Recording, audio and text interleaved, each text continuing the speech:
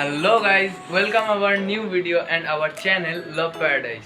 আমি দীপায়ন আর আমি কোয়েল। তো আজকে আমরা দুজনে এখনো জানি না আমরা কি করতে চলেছি বা কি না করব, কারণ আজকে অনেক দিন পর আমি আজকে আমার নাইট ডিউটি পেয়েছি।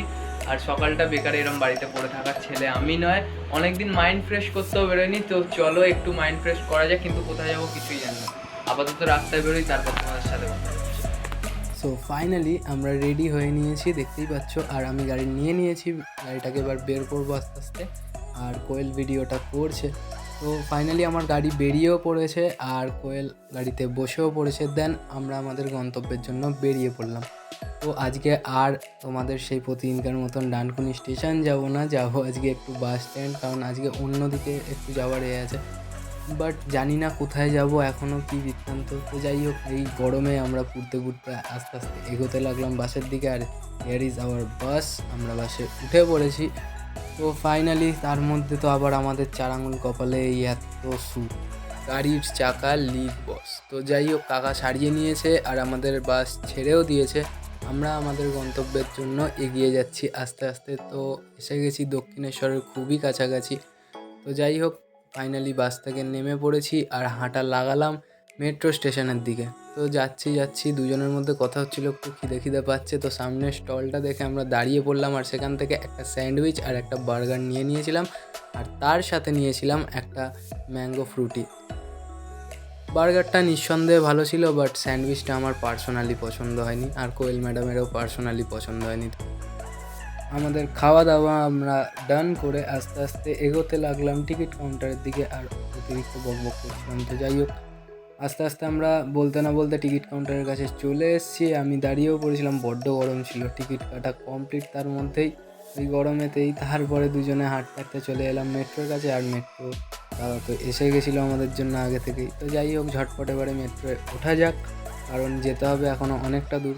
তো ডিসাইড করলাম যেতে যেতে একটু সিনেমা দেখা যাক, একটু মুভি দেখে তারপরে বাড়ি আসবো। তো দেখা যাক আর কি করি না করি। তো ফাইনালি আমাদের মেট্রো ছেড়ে দিয়েছে আর এদিক ওদিক দেখতে দেখতে গল্প করতে করতে ফাইনালি আমরা আমাদের গন্তব্যে পৌঁছে গেছি। চলে এসেছি রবীন্দ্র সদন স্টেশন থেকে বেরোতে হবে। তার আগে একটু ম্যাডামের সাথে প্রেম করা যাক, হাত ধরে একটু প্রেম করছিলাম।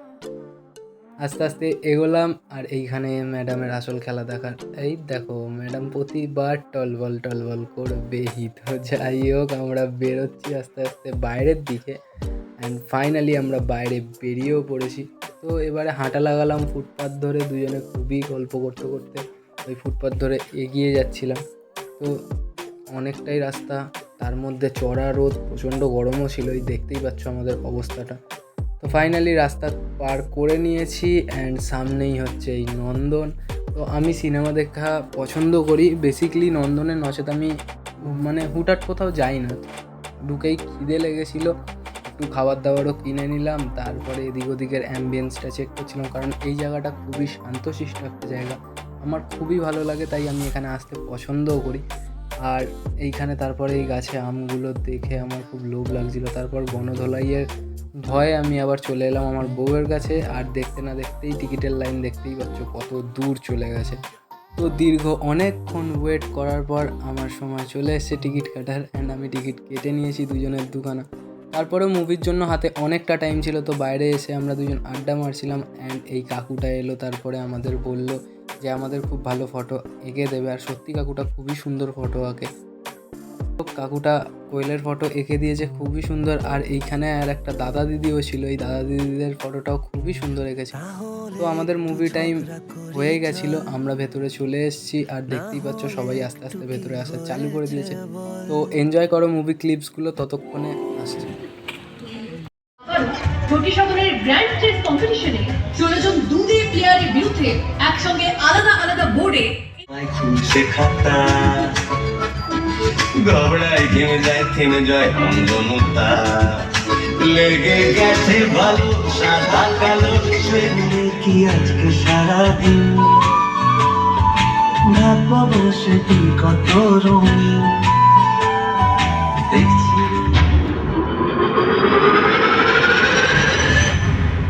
মুভিটা খুব খুবই সুন্দর ছিল। আমার পার্সোনালি এক্সপিরিয়েন্স থেকে আমি যা দেখলাম আমি তাই বলছি, সবাইকে মুভিটা দেখো, খুবই ভালো মুভি একটা। তো ফাইনালি বেরোনো যাক। তো মুভি আমাদের দেখা কমপ্লিট, আর মুভিটা সত্যি খুব ভালো ছিল। তো যাই হোক, বাইরে বেরোলাম, তারপরে দেখি আর এক কাণ্ড, ছোট শুভ্র আর বড় শুভ্র আমাদের সামনে, মানে মুভির ক্যারেক্টারের যে দুই মেন চরিত্র তারা আমাদের সামনে এসছিল তাদের মুভির রিভিউ নিতে। আর দেখতেই পাচ্ছ তাদের জুড়ে কতটা ক্রাউড হয়ে গেছে, কারণ মুভিটা সত্যি খুবই সুন্দর ছিল। আর দুজনকেও দেখতেও খুব কিউট আর খুবই ভালো দেখতেও লাগলো। তো ওদেরকে ওদের মতন ছাড়লাম, কারণ ওই জায়গাটা অতিরিক্ত ক্রাউড হয়ে গেছে দেখে বুঝতেই পারছো। আর আমাদের বাড়ি ফিরতে হবে, তো আমরা তাড়াতাড়ি বেরিয়ে পড়েছিলাম আর হাঁটতে হাঁটতে চলে এসেছি মেট্রো স্টেশন। আমার অবস্থা খুবই খারাপ, তো তাড়াতাড়ি চলে গেলাম টিকিট কাটতে, অ্যান্ড টিকিট কাটা আমার ডান।